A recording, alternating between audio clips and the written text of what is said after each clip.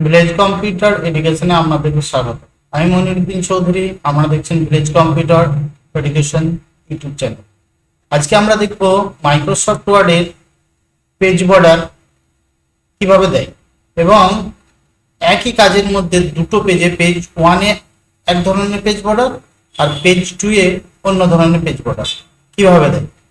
Microsoft office word 2013-তে আমরা এসেছি। এরপর এখানে আমরা একটু টাইপ করে নিই। টাইপ করার পর দেখুন আমরা পেজ ওয়ানে আছি। এখানে প্রথমে যাব আমরা পেজ লেআউট। যাওয়ার পর এখানে একটা অপশন আছে ব্রেক। ব্রেকে যে নেক্সট পেজ বলে একটা অপশন আছে, নেক্সট পেজ। নেক্সট পেজে ক্লিক করার সঙ্গে সঙ্গে আমাদের এখানে দুটো পেজ চলে এলো। দেখুন উপরে একটা পেজ, নিচে একটা পেজ, এই দুটো পেজ চলে এলো।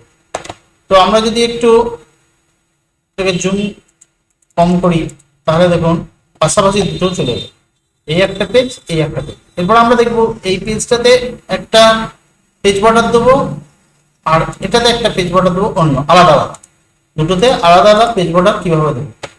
প্রথমে দেখুন এখানে ক্লিক করলাম, এইটাতে পেজ বর্ডার দেবো। তাহলে আমরা কোথায় যাব? আমরা যাব ডিজাইনে। ডিজাইনে যাওয়ার পর দেখুন এখানে পেজ বর্ডার আছে, পেজ বর্ডারে ক্লিক করলাম।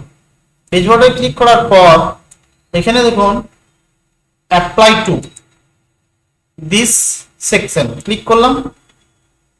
আর্টে এসে এখান থেকে যে কোনো একটা পেজ বর্ডার আমরা সিলেক্ট করে নিলাম, এটা ক্লিক করলাম, ওকে করে দিলাম। দেখুন এটাতে একটা পেজ বর্ডার চলে এলো। এরপরে এই পেজটাতে একটা অন্য পেজ বর্ডার দেবো। কিভাবে? দেখুন পেজ লেআউট ডিজাইনে ক্লিক করা আছে, পেজ বর্ডারে ক্লিক করলাম। ক্লিক করার পর অ্যাপ্লাই টু ক্লিক করে দিস সেকশনে ক্লিক করলাম। আর্টে গিয়ে এখানে ক্লিক করলাম, এখানে একটা অন্য পেজ বর্ডার দিলাম। দেখুন পেজ ওয়ানে একটা পেজ বর্ডার, পেজ টু এ একটা অন্য পেজ বর্ডার। এইভাবে আমরা মাইক্রোসফট অফিস ওয়ার্ড 2013-তে আমরা পেজ বর্ডার দিতে পারি। এই পেজটাই আলাদা পেজ বর্ডার, এটাতে আলাদা পেজ বর্ডার।